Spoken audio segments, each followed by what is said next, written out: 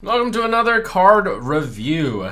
This is going to be the final card review before all of the cards are revealed, and I'll probably revisit a few of them which get a lot better due to certain synergies in the set. We start with Evolving Spores, which is a card that I thought looked extremely bad when I first looked at it. I mean, 4 mana to adapt all your minions. How many minions can you really expect to do? And we've already had stuff that can affect all your minions in Druid. For example, Mark of the Lotus does +1/+1 to all your minions for only 1 mana, which is one of the adaptations that can happen. Other adaptations that can occur are, for example, Soul of the Forest, which is 4 mana, which is not played, which makes all your minions summon a 2/2 +3 attack on everything, which compares to Savage Roar, except it's permanent with Evolving Spores. But you don't get +2 attack on your hero. And usually when you were about to do Savage Roar, you were about to do massive trades or kill your opponent.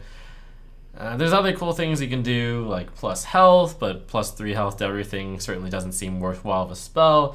Giving all your minions stealth, that's not very useful. Windfury is probably the most exciting application, especially if you were to use it with big cards, but if you're doing big cards, you usually don't expect to have that many big cards out there. Worth mentioning, this is one of the cool ways that you can put Poisonous onto a Wild Pyromancer, and if you were to do that, you would be able to play Pyro and then Evolving Spores, give your Pyromancer Poisonous, and it would in fact clear the whole board because it would deal 1 damage to everything except Divine Shield, and kill everything. And it does work that way. But anyways, this card in its current incarnation seems rather bad. It seems best with big minions, but if you were playing big minions don't expect to get many guys on the board, and therefore you wouldn't run it. If you're playing a lot of small minions, you probably would run Savage Roar instead, which consistently gets you a lot of damage. Raptor Hatchling is a very cool new 1-drop for Hunter, and isn't aggressive. That's questionable in terms of, like, if any other deck were to run that card, it would probably be too slow and not worthwhile enough. The 4/3 Raptor is a 1 mana card, and both of these 1 mana cards can be played to activate the quest of the Hunter. I see Raptor Hatchling being tried in that deck, and then we'll see whether or not it sticks around. Because shuffling a 4/3 Raptor into your deck, it's going to be a while before you see that 4/3 Raptor. The other idea behind this card is you play it with the 5 mana 3/5, draw 2 1-drops from your deck, in which case you can draw a very efficient 1 mana 4/3. That could be great. Something that perhaps would convince you that it's not as good as it looks is, on average, the game will end before your 4/3 Raptor is normally drawn from your deck. Like, sure, you could top deck it on the next card, and that'd be pretty lucky, but on average, the 4/3 Raptor is put into the middle of your deck, because that's how averages work. Sometimes it's in the front, sometimes it's in the back, but most of the time, like, it's somewhere in the middle. And if it's in the middle of your deck and you started playing the game, and you played this on turn 1, you would on average, like, barely draw this the turn before you won or lost. But it's a good thing that you can basically tutor for it with the 5 mana, search up the 1-drop in your deck. Not as good as people are saying it is my assessment on it. Whether or not this card's going to be played, it really depends on whether or not there are better or worse 1-drops out there. Terrorscale Stalker, the entire Hearthstone community, well, at least the Reddit community, is up in arms about the salt of how this copies Princess Huhuron's ability, which is a 6 mana, or a 5 mana 6/5, and a legendary. But now we have it on a nice rare card. Ideally played to follow up your 2 mana Kindly Grandmother. If you do that, then on turn 3 you're getting 6/5 of stats for 3. That's pretty awesome. The main problem with Terrorscale Stalker is whether or not there's a deck to go with this. We have to look at the rest of the set and see if there are any insane Deathrattles that come up. But currently, it's possible that Kindly Grandmother won't even be run, because the most popular Hunter deck is probably going to be the Hunter Quest deck. Of which, are there going to be that many Deathrattles? I'm not sure yet. I mean, I'm not even going to say whether or not it'll see play. This is one of the ones that requires seeing the whole set and seeing if there are any Deathrattles out there. And building decks and seeing whether or not this card can realistically be a better deck inclusion than the Hunter Quest. And you have to build your deck in such a specific way for the Hunter 1 mana quest that will Terrorscale Stalker be added into that? Probably not. The last Kaleidosaur. Finally, we see what it takes in order to get to getting your Galvadon. Apparently, I'm being told it's Kaleidosaur. I mean, of course it's Kaleidosaur. What did I say? Kaleidosaur. So for the very, very hard quest, so far this seems to be the hardest quest to pull off. And Galvadon is really good, obviously. Adapt 5 times, by the way, you can choose the same adaptation. So you could get +3 attack 3 times, which is the dream, with the Stealth and the Windfury, which is 14-5 Stealth Windfury for 5 mana, which is obviously a ridiculously strong card. But of course there's like other ways to do it. You just really have to get the Stealth and the Windfury, and then you can get the +1 or the +3 in different combinations. And there's other ways to build a really awesome Galvadon. Like you can build Super Ancient of War, give it some +1s, give it some +3 healths, give it a Taunt, give it a Divine Shield. Pretty good card. Anyways, pretty much no matter how you cost Galvadon, it's going to be a disgustingly efficient minion. But the tough thing is completing the last Kaleidosaur. We'll have to see whether or not spells that are cast on your minions will be good in this expansion. Maybe there's some miracle card that makes this deck work. I don't see it right now though. Lightfused Stegodon. Welcome to Quartermaster version 2. So this card's kind of exciting because you can mix it with Lost in Angoro, and for 5 mana get 2 Silverhand Recruits, which get an adaptation apiece. Good ones to get on those would be Deathrattle, summon 2 1/1 plants. +1/+1 is a nice boring one. Divine Shield's pretty solid. Poisonous could be really good since you're casting it on such a low card. And furthermore, you probably usually want to have Silverhand Recruits out or ready before casting this card. I actually think this card is a little bit overrated because getting all your dudes poisonous isn't as exciting if they have to wait a turn to attack. But what is perhaps exciting that some people miss on this card is that it's a beast, and it's very important when you take into account the curator. Finally, the beast can be gotten from the curator, and it'll be Lightfused Stegodon.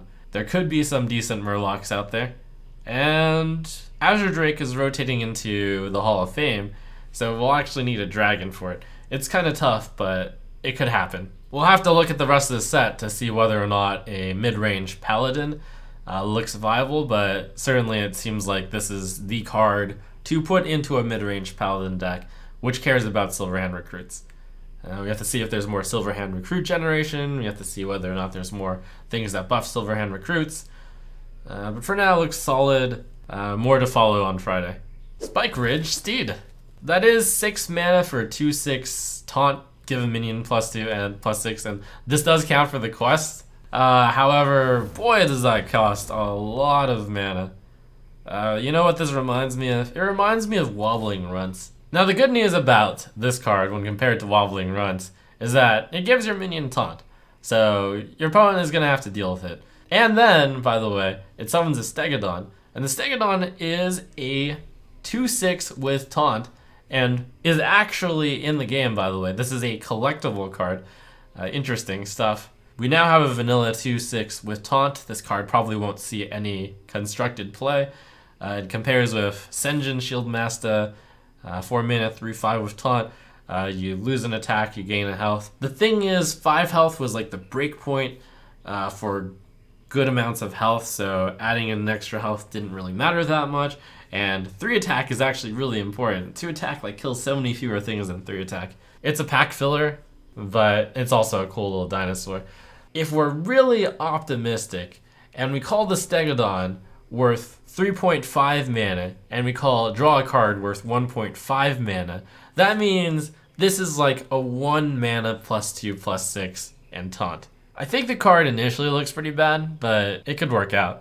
The key here really is that the card is clearly a lot of value. It's just a problem of whether or not you have the tempo capacity to cast it. I actually see some real validity to this card. The more I talk myself into it, the more I like it. I mean, it's an 8 mana, in the worst case scenario, it's an 8 mana 3/7 because you put a button on it, and then you get a 2/6. You technically have 513 worth of value on 8. That's not too bad. Will you have the time to cast it is the big decision, and also whether or not silence or sap type things are in the metagame is going to be a big decision, since if you just sap the minion, that is a disgusting amount of tempo and value lost. Alright, Spirit Echo. This card is kind of similar to Echo of Medivh, although it acts slower because you have to actually kill off your own guys before you get new guys, which is kind of important because Echo of Medivh was used to kind of combo out your opponents sometimes with Sorcerer's Apprentices, and if you had to kill your Sorcerer's Apprentices, that combo wouldn't work since you needed all 4 Sorcerer's Apprentices out. It's also similar to Blood Warriors. Given that neither of those cards saw any play, I think it's fair to say that Spirit Echo is going to have to find a very specific niche in order to actually work. Seems unlikely to work. Perhaps it's worth mentioning that this could do disgusting things with Jade. In that there's a limited amount of Jade cards you can play, and if somehow you land this on 2 Jade cards, then you'll get an extra 2 Jade cards, which could be good. Unlikely, I'd say. Ravenous Pterrordax eats a minion to gain stuff. So it's a beast also. Interesting that they're adding in like class beasts and other classes, but makes sense since this is Ungoro. I think this is a really cool mechanic. You obviously are aiming to destroy your weakest minion in order to get this benefit. So how good is adapting twice? And furthermore, how good is adapting twice on a medium minion? So you'll want to eat a pretty weak minion with this. A pretty good example, I suppose, would be Possessed Villager. So you eat your Possessed Villager, that's like losing 1/1 in stats. Already this is only about a 4 mana 3/3 in value. If we say on average that with your adapt twice to be worth about +2/+2, and you're going to eat about a 1/1, that means you only really have a 4 mana 5/5, which actually isn't that unfair. Isn't unfair enough to run by default. So I think due to logistics of this card probably won't make it. Cornered Sentry. That's a really interesting card design. 2 mana 2/6 Taunt. That's a pretty good card value, right? No, but it summons 3/1/1 Raptors for your opponent. So the 3/1/1 Raptors are like 3/3 worth of stats, and this is a 2/6. So if you were to eliminate the stats, this one is worth about a 1/1 in value. The most obvious first step that you do is, okay, well I just need to deal 1 to everything. And that can be done with Whirlwind or Ravaging Ghoul. But other applications involve playing this and then brawling, or playing this against an empty board, and yes, stat-wise, if you add it all up, they get a 3/3 basically, and you have a 2/6, but if it's really just this thing fighting against the 3 Raptors trade into this, and technically you have a 2/3, things are rarely going to go that well for you, though.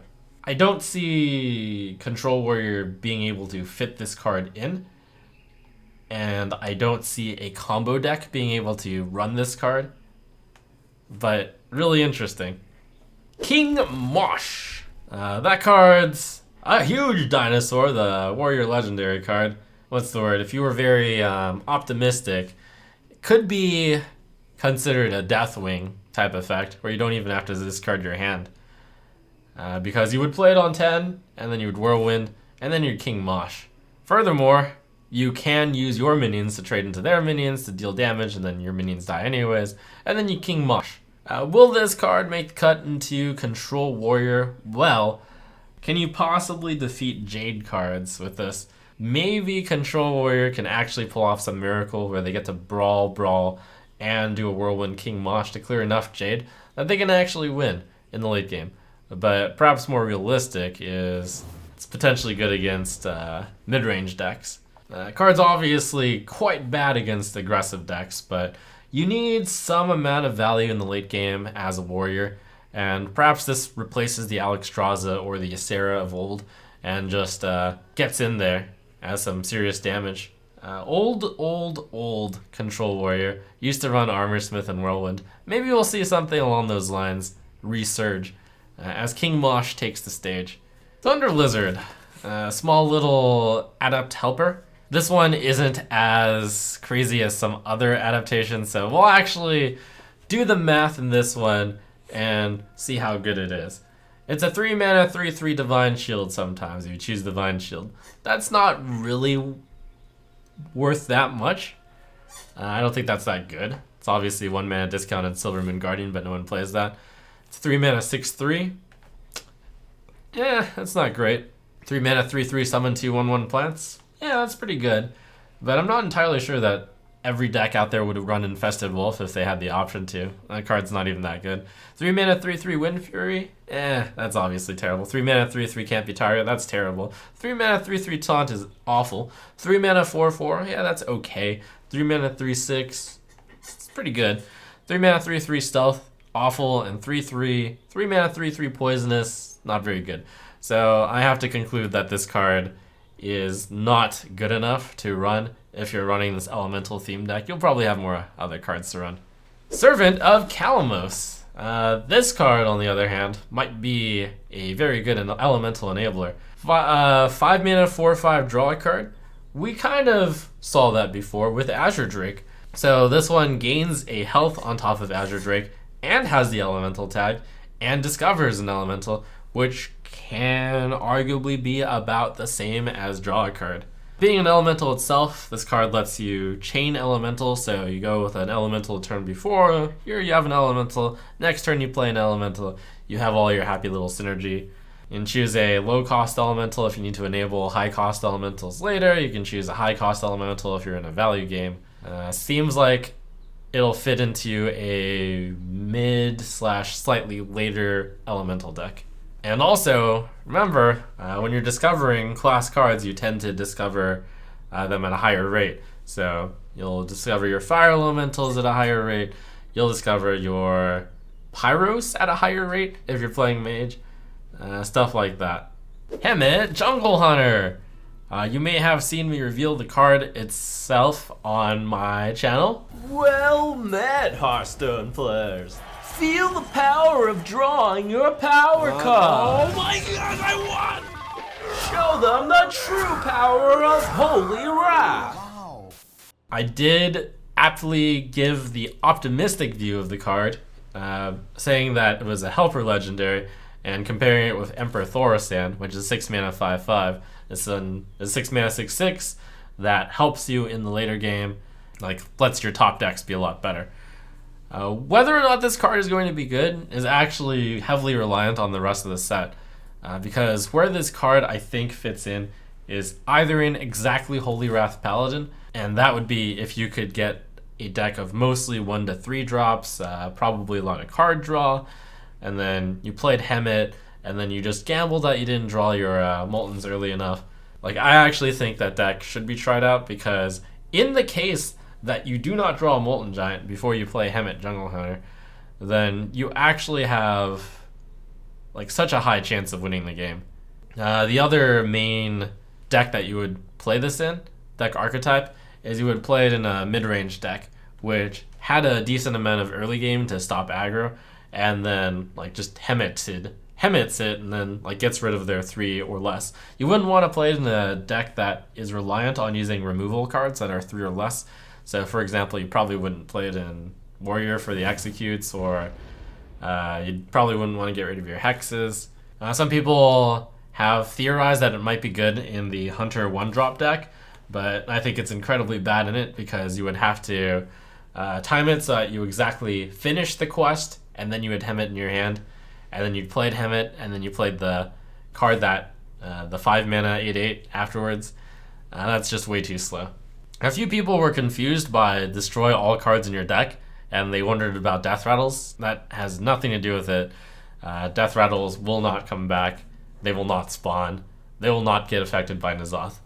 We'll see. I think what needs to be done before evaluating Hemet fully is to look at the full set, build decks, and see if, see if there's any combo decks you can build that aren't Holy Wrath plus Molten Giant, and maybe that'll work there better. 2, see if there's any mid-range decks that actually want their 3 or less cards destroyed. Could happen. Blazecaller, welcome to Fire Elemental's big brother. And by the way, incidentally, playing Fire Elemental and then playing Blazecaller seems absolutely insane. Praise Shaman. The other main elemental class where this could be good with is Mage, where you play the 6 mana Pyros card, and then you play the Blaze Caller. Needless to say, 7 mana 6/6 deal 5 damage is insane. You compare it with Fireland's Portal, which is 7 mana, which deals 5 damage. If Fireland's Portal always gave you a 6/6, the card would be absolutely insane. This card does exactly that, and you can run it in classes that aren't Mage. It's actually partly because of this card that I feel like elemental decks might exist outside of Mage and Shaman. Again, we'll have to see. And obviously you don't have to play a 6-cost elemental before you play your 7-cost. You can just play one of those 1-cost helper elementals on turn 6 along with a 5-drop, and then play your Blaze Caller after. But card is insane. We'll be seeing play in all elemental decks. So we'll just have to see if elemental decks are good. And finally, last but not least, but probably least, Tortollan Primalist. Reminds me a lot of Servant of Yogg-Saron, a card that I had the honor of revealing, which costs 5 mana for a 5/4 and casts a spell with random targets. This one lets you discover a spell and cast it with random targets. So obviously you'd want to discover a card that mainly didn't have random targeting. So you would rarely want to discover a card like Fireball, since it could Fireball itself. You want to discover card draw with it, you want to discover like board clear with it, like Twisting Nether. You want to discover one-sided board clear with it, like Flame Strike. You want to summon things with it, so with Call of the Wild, the card's insane. With cards like Karakazam, you're getting a 5/4, 3/3, 2/2, and 1/1. Worth mentioning is discovering spells only works in your own class. Maybe there's a class out there which doesn't have that many spells which target things, and therefore it's just good by default. Now, before people just laugh at this card though, it does have the potential to do insane things. Maybe you would play it in Hunter, maybe because of the chance of Call of the Wild, and there's always the just cards by default that are good, like Deadly Shot is always good. Flare is always at least draw a card.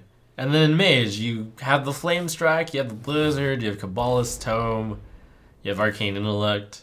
It's less bad than it looks. We'll put it at that, but it's probably awful.